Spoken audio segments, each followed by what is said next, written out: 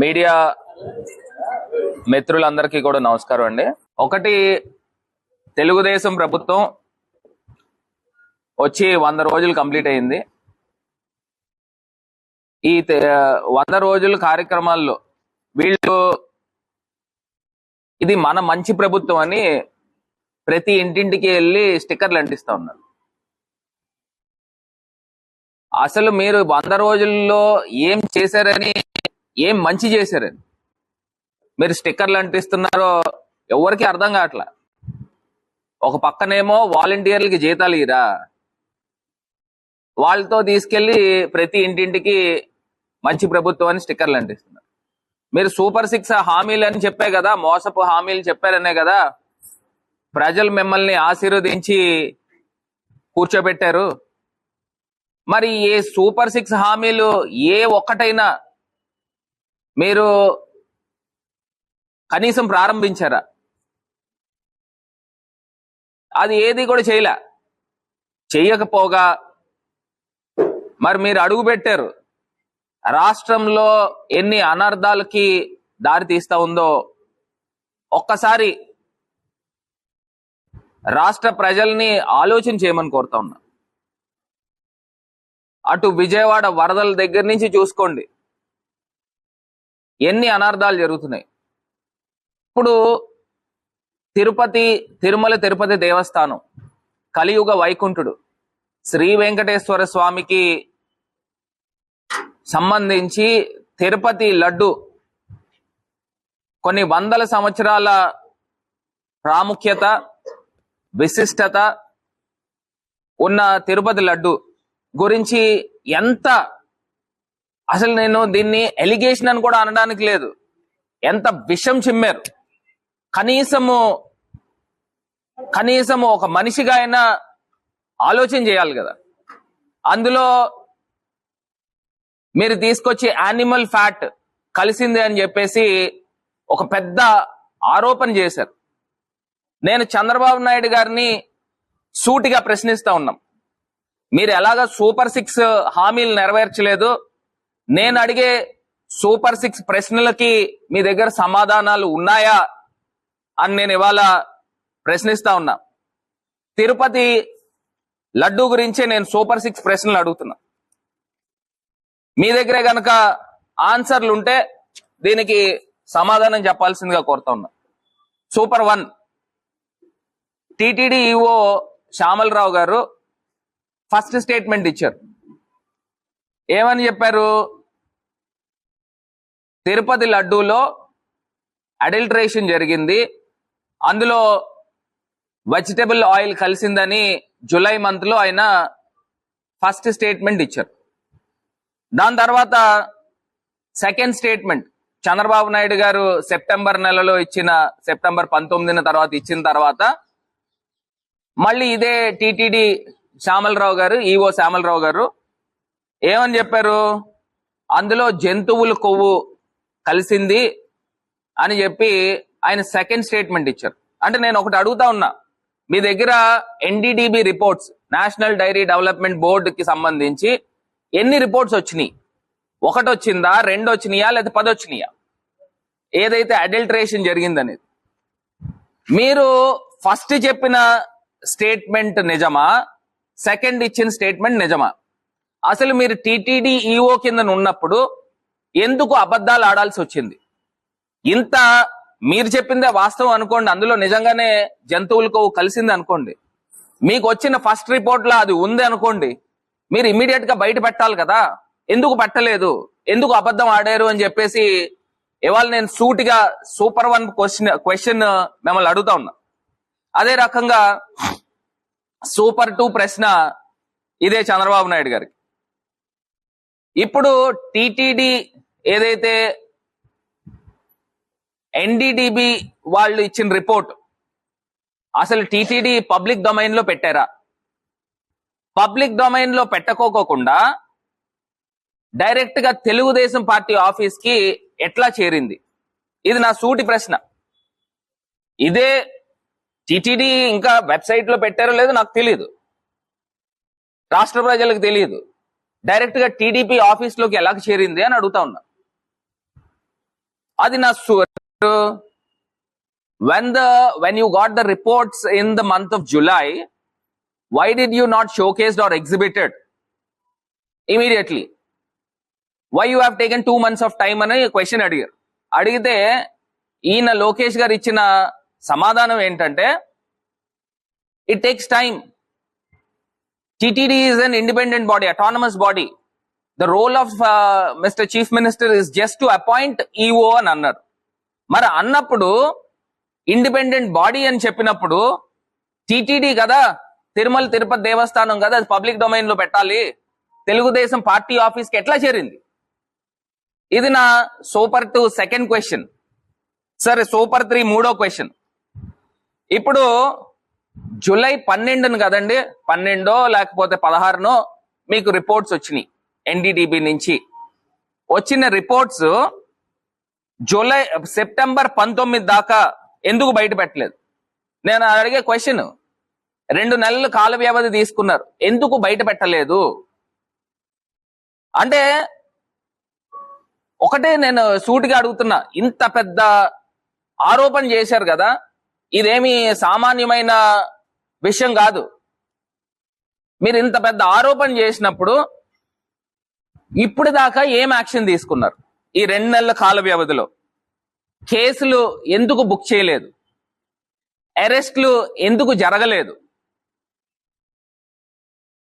నేను ఒకటే అడుగుతున్నా, ఇంత పెద్ద రార్థాంతం జరుగుతూ ఉంటే ఇప్పుడు దాకా మీరు దీనిపైన ఏం యాక్షన్ తీసుకున్నారు? ఎందుకు చేయలేదు? ఎందుకు అని ఒక హిందువుగా నేను అడుగుతా ఉన్నా.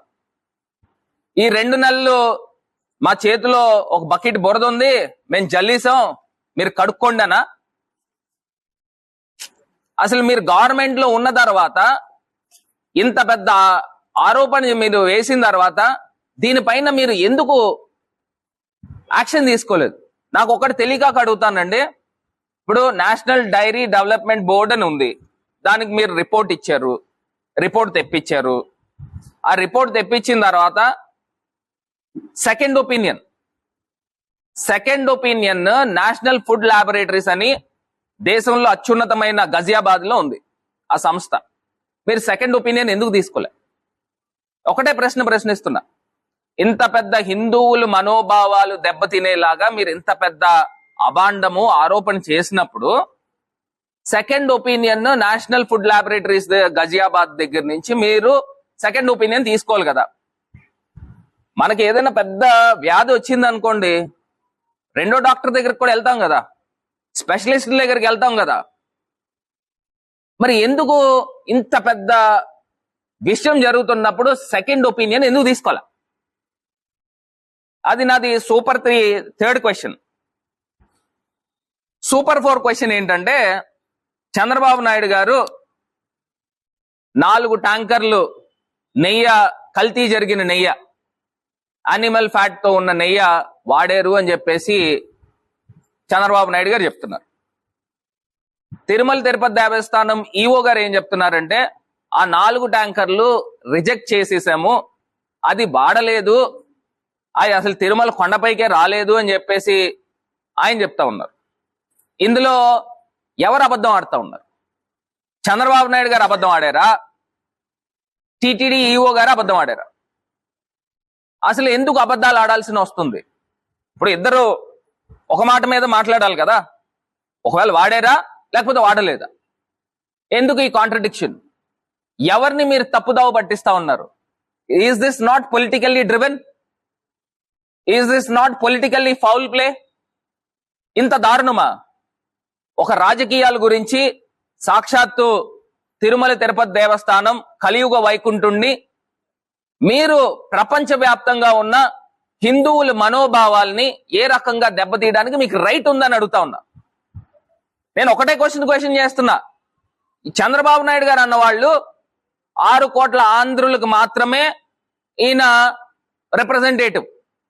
నేను అడుగుతా ఉన్నా, ప్రపంచవ్యాప్తంగా హిందువులు 150 కోట్ల మంది ఉన్నారు. అసలు మీరు 6 కోట్ల మందికి రిప్రజెంటేటివ్ ఇంత దారుణమైన పనులు చేస్తే ఎవరు ఒప్పుకోరండి. 150 కోట్ల మంది హిందువులకి మీరు ఏ రకంగా సమాధానం చెప్తారు?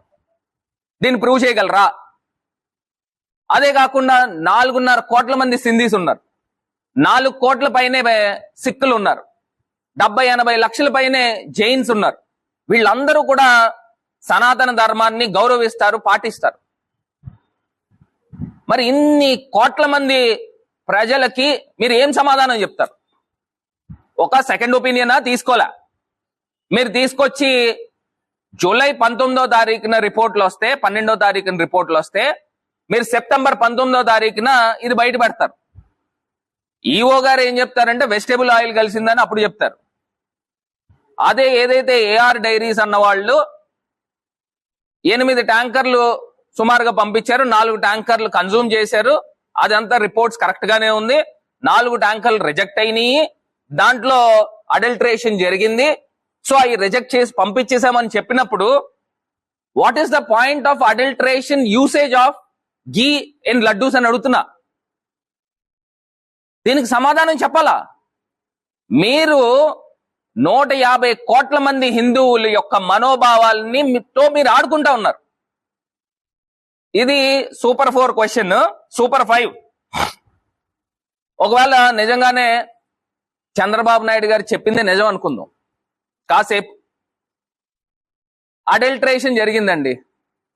అడల్టరేషన్ జరిగితే చంద్రబాబు నాయుడు గారు చెప్పింది నిజం అనుకుంటే, ఎందుకంటే అక్కడ 3 లేయర్స్ ఆఫ్ చెకింగ్ ఉంది. ఆ 3 లేయర్స్ ఆఫ్ చెకింగ్ డిఫరెంట్ సైంటిస్టులతో ఉంది. అది నాట్ ఓన్లీ గీ, మీరు వాడే జీడిపప్పు కానీ, బాదం పప్పు కానీ, యాలకులు కానీ, పంచదార కానీ, ప్రతి దానికి అక్కడ సూపర్ సోఫిస్టికేటెడ్ గా అక్కడ అంతా కూడా చెకింగ్ అనేది ప్రాపర్ గా జరుగుతుంది. ఇది వైఎస్ఆర్ గవర్నమెంట్ వచ్చిన తర్వాత కాదు, గడిచిన 10, 20, 30, 40 సంవత్సరాల నుంచి కూడా ఇది జరుగుతూ ఉంది.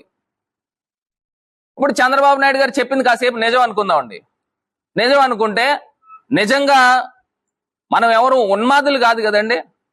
నిజంగా లక్షల కోట్ల మంది ప్రజలకు సంబంధించిన మనోభావాలతో ఎవరైనా ఇంత ధైర్యానికి యానిమల్ ఫ్యాట్ వాడడానికి సాహసిస్తారా అని అడుగుతా ఉన్నా. ఒకవేళ నిజంగానే అడల్టరేషన్ జరిగితే, చంద్రబాబు నాయుడు గారు చెప్పింది నిజం అయితే, అందులో ఏదన్నా పామాయిల్ కలుపుతారు, లేకపోతే డాల్డా కలుపుతారు. అసలు యానిమల్ ఫ్యాట్ కలిపితే దాని దుర్వాసన ఎలా వస్తుందండి? ఆ మాత్రం జ్ఞానం లేదా? దుర్వాసన ఎలా వస్తుంది? ఎన్ని సుగంధ పరిమళాలు దాంట్లో కలిపినా గానీ అది వాసన వస్తుంది. ఇప్పుడు కొన్ని వందల మంది శ్రీ వైష్ణవులు అనాదిగా కొన్ని సంవత్సరాల నుంచి, ఒక 30, 40, 50 సంవత్సరాల నుంచి వాళ్ళు లడ్డూలు తయారు చేస్తూ ఉంటారు. వాళ్ళకి తెలియదండి వాళ్ళు శ్రీ వైష్ణవులు ఎంత నిష్టగా మడితో ఉంటారు. కొన్ని సంవత్సరాల నుంచి, వందల సంవత్సరాల నుంచి లడ్డూలు తయారీ జరుగుతూ ఉంటే, ఒకవేళ నిజంగానే చంద్రబాబు నాయుడు గారు చెప్పింది నిజమైతే, యానిమల్ ఫ్యాట్ తో అడల్టరేషన్ జరిగితే వాళ్ళకి తెలియదండి శ్రీ వైష్ణవులకి? ఎంత దారుణంగా అబండాలు వేశారండి. అసలు మీ ఏజ్ కి మీకు అది తగదు. అసలు మీరు హిందూ సాంప్రదాయాన్ని, హిందూ మతాన్ని మీరు ఏ పార్టీ గౌరవం ఇస్తారో నేను చూపిస్తాను. ఇదే చంద్రబాబు నాయుడు గారు పూజలు చేసేటప్పుడు బూట్లు వేసుకుని పూజలు చేస్తారు. ఇదిగోండి బూట్లు వేసుకుని శంకుస్థాపన చేస్తున్నాడు దేవుడికి, సాక్షాత్తు పరమశివుడికి. మనం పూజలు చేస్తాం శంకుస్థాపన జరిగినప్పుడు, విఘ్నేశ్వరుడి పూజలు చేస్తాం. మరి బూట్లు వేసుకుని చేయట్లేదా? మరి మీకు ఏ పార్టీ గౌరవం ఉందండి? ఏ పార్టీ గౌరవం ఉంది? మరి ఇదే చంద్రబాబు నాయుడు గారు తిరుమల తిరుపతి దేవస్థానానికి సంబంధించి కొన్ని వందల సంవత్సరాలు శ్రీకృష్ణదేవరాయలు కాలంలో 1000 కాళ్ళ మండపాన్ని నిర్మాణం చేశారు. 1000 కాళ్ళ మండపాన్ని నాకు తెలిసి 1470 అనుకుంటా ఆ ప్రాంతంలో ఈ 1000 కాళ్ళ మండపం ఎంతో ప్రాశస్తము, ఎంతో ఘన చరిత్ర ఉన్న 1000 కాళ్ళ మండపాన్ని మరి చంద్రబాబు నాయుడు గారు గవర్నమెంట్ లో కాదండి ఇది కూల్చేసింది. అసలు ఎందుకు కూల్చారు? వేద పండితులందరూ కూడా ఘోషించారు ఇది తీయడానికి మీరు ఎవరు అని చెప్పేసి. సాక్షాత్తు చిన్నజీయర్ స్వామీజీనే ఆయనే ప్రశ్నించారు. అసలు మీరు ఎవరు? మీకు ఏ పాటి గౌరవం ఉంది? పుష్కరాల పేరు చెప్పి, కృష్ణానది పుష్కరాల పేరు చెప్పి, మరి దేవాలయాలు, అందులో కొన్ని ప్రాముఖ్యమైన దేవాలయాలు కూడా ఉన్నాయి, 40 దేవాలయాలు, మరి అది కూల్చేయలేదా? అది జగనన్న గారు గవర్నమెంట్ వచ్చిన తర్వాత కదా అవి మళ్ళీ పునర్నిర్మాణం చేసింది. ఎవరు చేశారు? మీకుందా హిందూ ధర్మం పైన గౌరవము? మాకుందా? ఎవరికుందా అని అడుగుతా ఉన్నా. ఇంత దారుణమైన పనులు చేస్తారా? ఇది ఒకటే కాకుండా ఇప్పుడు నేను ఇందాక చెప్పాను కదా, జంతువుల కొవ్వు వాడితే ఎన్ని సుగంధ పరిమళాలు దాంట్లో కలిపినా వాసన వస్తుందని. ఈమె రుచి శ్రీవాస్తవ్ అని ఆహార పరిశోధకురాలు, ఈమె చెప్తా ఉంది. ఏమని చెప్తా ఉందనంటే, జంతువులు కొవ్వు కలిపిన నెయ్యితో తయారు చేస్తే లడ్డు ఇతర పదార్థాలు విపరీతమైన దుర్వాసన వస్తుంది. ఎటువంటి సువాసన ద్రవ్యం వేసినా సరే దుర్వాసన పోదు. లడ్డు ప్రసాదంపై గత 5 సంవత్సరాల్లో ఏ రకమైన ఫిర్యాదు కూడా రాలేదు అని చెప్పి ఏం చెప్తా ఉంది. అంటే నేను అడుగుతా ఉన్నా, is this not politically driven అని అడుగుతా ఉన్నా. మీరు పాలిటిక్స్ ని యూజ్ చేసుకుంటా ఉన్నారు. అంటే మీరు అధికారంలోకి వచ్చిన తర్వాత మీరు చేసిన ఇంత దుర్మార్గమైన పని భూమి మీద ఏ మానవుడు కూడా చేయడండి. చాలా మంది నాకు క్వశ్చన్ చేస్తున్నారు. ఆఖరికి షర్మిల అక్క గారు కూడా, ఆమె కూడా ఒక క్వశ్చన్ చేశారు. ఏమని చేశారనంటే, మీరు ఏదైతే కైంకర్యాలకో లేకపోతే నైవేద్యాలకో మీరు 1000 రూపాయలు 1200 రూపాయలు నెయ్యి వాడుతా ఉన్నారు, ఇది 320 రూపాయలు నెయ్యి ఏ రకంగా వాడుతున్నారు అని చెప్పేసి ఆమె కూడా చెప్పారు. నేను ఒకటి చెప్తున్నానండి, ఇది రాష్ట్ర ప్రజలకు అందరికీ కూడా క్లారిఫై చేస్తాం. ఇప్పుడు మనము నైవేద్యాలకు వాడింది డబుల్ ప్రాసెస్డ్ కావచ్చు, లేకపోతే ఒకటే గోవు నుంచి పాలు తీసుకోవచ్చు, ఒకటే గోవు నుంచి పెరుగు తీసుకోవచ్చు, ఒకటే గోవు నుంచి వెన్న తీయచ్చు, ఆ ఒకటే గోవు నుంచి నెయ్యి తీసుకురావచ్చు, లేకపోతే ఉత్తమమైన జాతులు ఆవుల దగ్గర నుంచి, కపిల గోవులు లాంటి ఆవుల దగ్గర నుంచి ఆ నెయ్యి వాడచ్చు. దానికి 1000 రూపాయలు కాదు 2000 అయినా పెడతారు. ఇప్పుడు ఒకటే గోవుకి ఒక ఆహార పదార్థాలు కూడా, ఇంకా శ్రేష్టమైన ఆహార పదార్థాలు పెట్టి ఆ పాలు, ఆ పెరుగు, ఆ నెయ్యి వాడచ్చు. దాంట్లో ఏం తప్పు ఉందండి? మరి ఇదే చంద్రబాబు నాయుడు గారు కాదా తెలుగుదేశం ప్రభుత్వంలో 279 రూపాయలకి నెయ్యి కొనుగోలు చేశారు? ఆయన చెప్తా ఉన్నాడు. ఇప్పుడు మీకు సంబంధించిన ఈనాడు పేపర్లో కేజీ నెయ్యి 1000 రూపాయలు 1500 అని చెప్పేసి మీరు వేసుకుంటా ఉన్నారే, మరి అదే మీ హెరిటేజ్ షాప్ లో 1000 రూపాయలకు అమ్ముతున్నారా, 1200కి అమ్ముతున్నారా? అమెజాన్ లోకి వెళ్ళి చూస్తే డిస్కౌంట్ తో 570 రూపాయలకు దొరుకుతా ఉంది, 579 ఎంతో. అంటే మీరు తీసుకొచ్చి జంతువుల కొవ్వు వాడి హెరిటేజ్ షాప్ లో అమ్ముతున్నారా? ఎట్లా అవుతుంది? ఎట్లా సాధ్యం అవుతుంది? మీరు రిటైల్లో అమ్ముతున్నారు, ఇక్కడ లక్షల లీటర్లు కొంటా ఉన్నారు హోల్సేల్ గా. మీ దగ్గర లాజిస్టిక్స్ ఉంటాయి, మీ దగ్గర ప్యాకింగ్ ఉంటుంది, మీ దగ్గర అడ్వర్టైజ్మెంట్ ఉంటుంది, మీకు అమెజాన్ వాళ్ళకి ఇచ్చే కమిషన్ ఉంటుంది, ఇన్ని రకాలు ఇన్పుట్స్ దాంట్లో ఉంటాయి. అది రిటైల్ ప్రైస్. ఇది కొన్ని లక్షల లీటర్లు కొంటా ఉన్నారు. సో ఇది 3 లేయర్స్ ఆఫ్ చెకింగ్ ఉన్న తర్వాత కూడా అసలు ఎట్టి పరిస్థితుల్లో అడల్టరేటెడ్, ఎస్పెషల్లీ మీరు చెప్పినట్టు యానిమల్ ఫ్యాట్ వాడేదానికి అవకాశం లేదు. నేను ఆఖరిగా సూపర్ 6 పాయింట్ ఇంకొక పాయింట్ కూడా మీకు చెప్తానండి. మనం కూడా కొంచెం బుర్ర పెట్టి ఒక్కసారి ఆలోచన చేద్దాం. ఇప్పుడు ఇదే జగనన్న గారు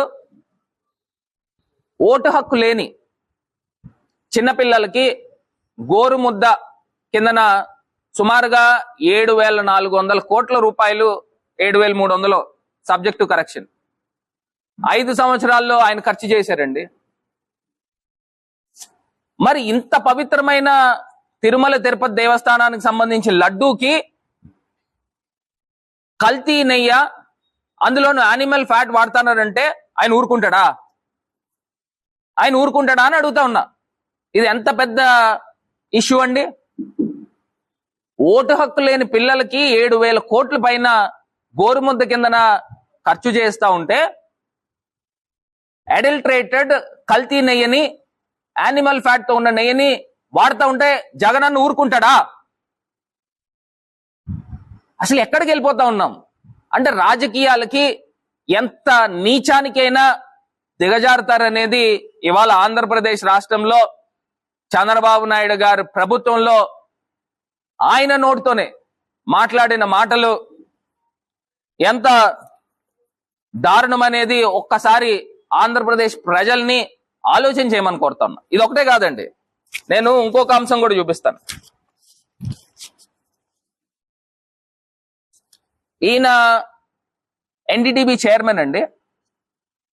ఎన్డీటీవీ చైర్మన్ తిరుమల తిరుపతి దేవస్థానానికి వచ్చి ఈఓ గారిని కలిశారు. జూలై 5వ తారీఖు అనుకుంటా. ఈయన పేరు డాక్టర్ మీనాష్ షా అనుకుంటా. ఈయన 5వ తారీఖు కలిశారు. శాంపిల్స్ ఎప్పుడు ఇచ్చారండి? 6వ తారీఖు ఇచ్చినట్టున్నారు. రిపోర్ట్స్ ఎప్పుడు వచ్చినాయండి? 12, 19వ తారీఖు జూలైలో వచ్చినాయి. మరి ఈయన తిరుమల తిరుపతి దేవస్థానం ఈఓ గారిని జూలై 5వ తారీఖున వచ్చి కలిశారు. మాకు రకరకాల అనుమానాలు వస్తా ఉన్నాయి.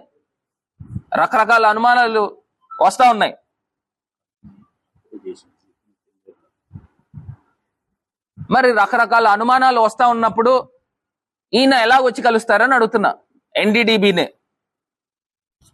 ఇట్లాగా నేను చెప్పాలనుకున్న అంశాలు మరి ఆంధ్రప్రదేశ్ రాష్ట్ర ప్రజలకే కాదు, యావత్ హిందూ లోకానికి కూడా మరి నేను తెలియపరుస్తా ఉన్నా.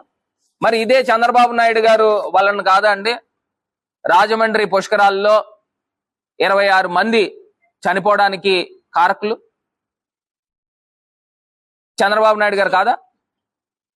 ఇప్పుడు నిన్న నాకు ఒకటి అర్థం కాని అంశం ఏంటంటే సిట్ వేశారు. ఆ సిట్ లో ఏంటంటే రిపోర్ట్ ఎవరికి చేస్తారండి? ఇప్పుడు సిట్ స్పెషల్ ఇన్వెస్టిగేషన్ టీమ్ ఎవరికి రిపోర్ట్ చేస్తారు? చంద్రబాబు నాయుడు గారు కాదా? చంద్రబాబు నాయుడు గారు ఆల్రెడీ ఎలిగేషన్ వేస్తారు. ఆల్రెడీ జగన్మోహన్ రెడ్డి గారు నువ్వు తప్పు చేసావు అని నన్ను ఆల్రెడీ అబాండం వేస్తాడు. మరి చంద్రబాబు నాయుడు గారు ఏం చెప్తేనే కదా ఆ రిపోర్ట్ అదే వచ్చేది. ఇది ఏదో చిన్నపిల్లలు దొంగ పోలీస్ ఆట ఆడుతూ ఉంటారు, అలా ఉంది ఇది. ఎవరైనా ఇండిపెండెంట్ బాడీని వేస్తాడు. అతను సచ్చీలతని ప్రూవ్ చేసుకోవాలి అని అంటే ఇండిపెండెంట్ బాడీ వేస్తారు. ఆ independent body retired supreme court chief justice లాంటి వాళ్ళని తీసుకుని వచ్చి దీనిపైన ఎంక్వైరీ చేస్తారు. మీరు రిపోర్ట్ చేసేది చంద్రబాబు నాయుడు గారికి సిట్ అనేవాళ్ళు. ఇది ఎక్కడ ట్రాన్స్పరెంట్ అని అడుగుతా ఉన్నా. పోనీ సిబిఐ ఎంక్వైరీకి అడుగుతారు, అది లేదు, ఇది లేదు. అసలు ఇది నేను ముమ్మాటికి నేను చెప్తా ఉన్నా, this is completely political driven, this is completely diversion of politics అని నేను ఖరాఖండిగా చెప్పగలుగుతాను. ఇప్పుడు నేను ఒకటే చెప్తున్నాము, తప్పు చేశారు, ఒక గీత ఉంది, దానిపైన పక్కన పెద్ద గీత గీస్తే అందరూ పెద్ద గీత గురించి మాట్లాడతారు తప్పితే చిన్న గీత గురించి మాట్లాడరు కదండి. ఇప్పుడు స్టీల్ ప్లాంట్ అనేది అమ్మకం చేసేస్తా ఉన్నారు, దాని డైవర్షన్ కాని అడుగుతా ఉన్నా. స్టీల్ ప్లాంట్ అంటే ఏంటండి? స్టీల్ ప్లాంట్ అనేది ఆంధ్రప్రదేశ్ ప్రజల యొక్క మనోభావాలు, ఆంధ్రుల యొక్క హక్కు, విశాఖ ఉక్కు, దాన్ని అమ్మేస్తా ఉన్నారు. ఈయన 4 నెలల్లో 42,000 కోట్ల పైన ఈయన అప్పులు చేశారు, దాన్ని డైవర్ట్ చేయడానికా? ఇదే మెడికల్ కాలేజెస్ ని ప్రైవేటైజ్ చేస్తున్నారు, అమ్మేస్తా ఉన్నాడు. జగనన్న గారు 16 మెడికల్ కాలేజీలు తీసుకొస్తా ఉంటే దాన్ని అమ్మేస్తా ఉన్నాడు, దాన్ని డైవర్ట్ చేయడానికా? ఏం డైవర్ట్ చేయడానికి ఈ కార్యక్రమం చేస్తా ఉన్నారు? నేను మళ్ళీ చెప్తా ఉన్నా, ఇంత దారుణమైన నీచానికి వడిగట్టకండి అని చెప్పేసి నేను మళ్ళీ హెచ్చరిస్తా ఉన్నా, వాళ్ళకి తెలియపరుస్తా ఉన్నా. ఒకవేళ నిజంగా ఆంధ్రప్రదేశ్ ప్రజలకి, ఇవన్నీ హిందువులందరికీ కూడా నిజాలు తెలియాలి అని అంటే మీరు ఇండిపెండెంట్ ఎంక్వైరీ చేయించండి. సుప్రీంకోర్టు జస్టిస్తో మీరు ఎంక్వైరీ చేయిస్తే అప్పుడు ప్రజలకు ఒక శాంటిటీ కనబడుతుంది. ఇది కాకుండా నేను లోకల్గా కూడా నిన్నో మొన్నో మన ఈవీఎం ఎమ్మెల్యే ప్రబుద్ధుడు ఈవీఎం ఎమ్మెల్యే తిరుపతి లడ్డూని, జగన్ గారి చేతిలో ఉన్న తిరుపతి లడ్డూని ఆయన దగ్ధం చేశాడు. అంటే లడ్డూని దగ్ధం చేస్తా ఉన్నాడు. ఈయన ఏమనాలా? ఎంత దుర్మార్గుడు అనాలా? అసలు కనీసం జ్ఞానం ఉందా? మన కడుపుకి అన్నమే కదా తినేది. అందు గురించి అంటున్నా, ఈవీఎం ఎమ్మెల్యే అంటే ఇలానే ఉంటారు.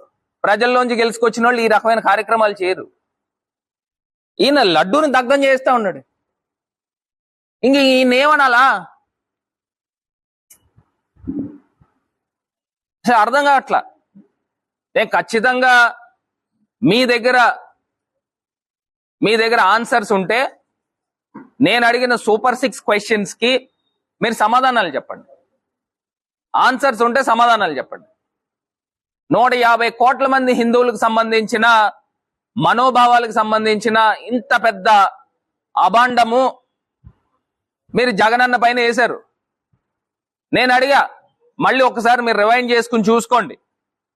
నేను అడిగిన దాంట్లో ఏ ఒక్క తప్పున్నా కానీ నేను బహిరంగ క్షమాపణ చెప్తా.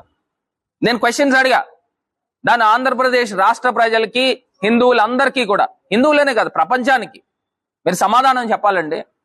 అసలు 2 నెలలు ఎందుకు పట్టిందండి మీకు రిపోర్ట్స్ వచ్చినప్పుడు? ఇట్లాగా మరొకసారి ప్రజలందరికీ కూడా 2 చేతులు జోడించి నమస్కరిస్తా ఉన్నా.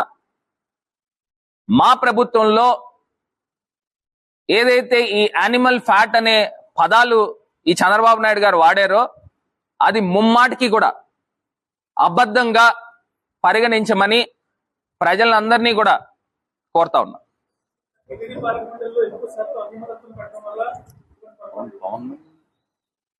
అది నాకు ఒకటి అర్థం కాదండి. అన్య మతస్థులు అసలు ఎందుకు ఉంటారండి? ఎవరున్నారండి అన్య మతస్థులు? ఇప్పుడు బోర్డు మెంబర్స్ కింద అన్య మతస్థులు ఉంటారా? అసలు దానికి అసలు ఆ క్వశ్చన్కి ఆన్సర్, అసలు ఆ క్వశ్చన్ అడిగేదానికే లేదు. ఎక్కడైతే హిందూ ధర్మాన్ని, హిందుత్వాన్ని ఎవరైతే గౌరవిస్తారో వాళ్ళు తిరుమల కొండపైన అడుగు పెట్టడానికి అర్హులు.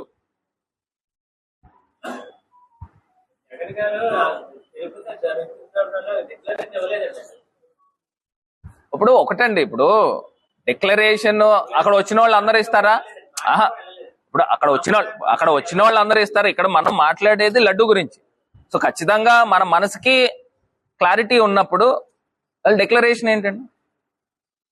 ఇప్పుడు అన్య మతస్థులు లేకపోతే వేరే ఫారెన్ కంట్రీస్ నుంచి వీళ్ళు వస్తారు. వాళ్ళు ఇప్పుడు మ్యాండేటరీ సంతకం పెట్టాలా పెట్టలేదా అనేది మన మనసు పవిత్రంగా ఉంటే చాలు. ఇక్కడ ఇష్యూ లడ్డు గురించి. మీరు లడ్డు గురించి ఏ క్వశ్చన్ అయినా అడగండి. ఇంత దారుణమైన అభాండం వేసినప్పుడు అసలు చంద్రబాబు నాయుడు గారిని నిలదీయాల, ఈ లోకేష్ అన్నవాడిని నిలదీయాల. అసలు ఎందుకు చేయట్లా? ఇంకోటి పవన్ కళ్యాణ్ గారు కూడా ఆయన ప్రాయశ్చిత్త దీక్ష చేస్తున్నారు. అసలు దేనికి? తప్పు చేసిన వాళ్ళు చేస్తారు, తప్పు చేసిన వాళ్ళు చేస్తారు. ఎందుకు చేయాలండి? అంటే మీరు తప్పు చేశారా? ప్రాయశ్చిత్త దీక్ష ఎవరు చేస్తారు? మరి ఆ క్లారిటీ ఉండాల. తీసుకున్నాడు కదా, నేను 1000 రూపాయల దానికి కూడా నేను క్లారిటీ ఇచ్చాను. మీకు ఇంకేమన్నా క్వశ్చన్స్ ఉంటే అడగండి, ఖచ్చితంగా నేను సమాధానాలు చెప్తాను.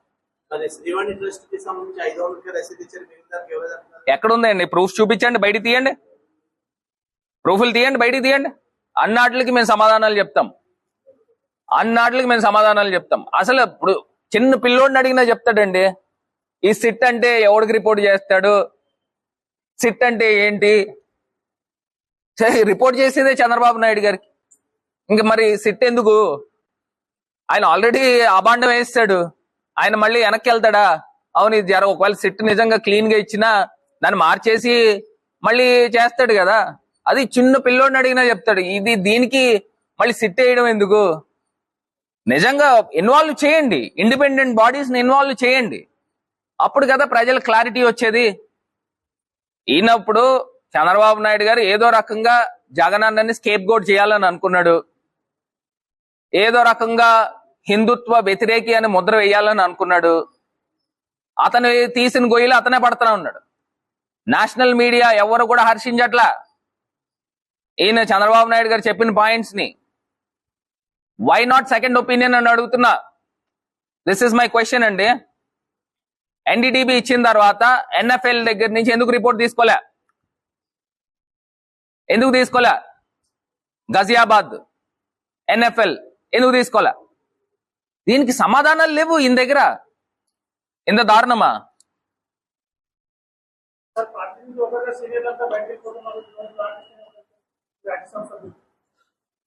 అండ్ అసలు రాజ్యసభ అంటే ఒక చరిత్ర క్రియేట్ చేసింది జగన్ గారు. రాజ్యసభలో బీసీలకి, బడుగు బలహీన వర్గాలకి అక్కడ తీసుకుని వచ్చి రాజ్యసభలో దేశంలో అత్యున్నతమైన పోస్టులను ఇప్పించింది జగనన్న గారు. సామాన్యులకి తీసుకొచ్చి అక్కడ రాజ్యసభలో కూర్చోబెట్టారు. ఇదే చంద్రబాబు నాయుడు గారి టైంలో బడాబాబులు అందరూ కూర్చునేవారు, వేల కోట్ల అధిపతులు కూర్చునేవారు.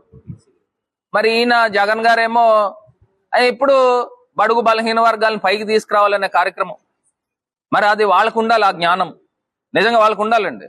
ఇప్పుడు ఆర్ కృష్ణయ్య గారు ఆయన ఎప్పుడు ఊహించి ఉన్నాడు. ఆయన తీసుకొచ్చి బీసీల హక్కుల పైన మాట్లాడుతున్నాడు. ఆర్ కృష్ణయ్య లాంటోడు ఖచ్చితంగా పార్లమెంట్ లో ఉంటే పార్లమెంట్ లో బీసీల హక్కుల గురించి, కమిషన్ గురించి ఆయన గొంతు లేవనెత్తుతాడని చెప్పేసి ఆయన తీసుకొచ్చి ఇచ్చారు.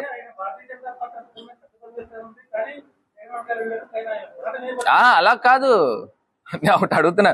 మరి పదవి ఇస్తే ఆయన సీనియారిటీ ఎన్ని 40-50 సంవత్సరాల సీనియారిటీ ఉంది కదండి. ఈ పాటికి ఎప్పుడో ఇచ్చి ఉండాలి కదా భారతీయ జనతా పార్టీ.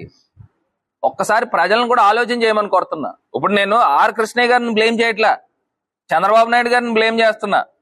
సంతలో కొన్నట్టు కొంటా ఉన్నాడు. మొన్నటిదాకా డైరెక్ట్ కొనేసి ఆయన పార్టీలో పెట్టుకునేవాడు.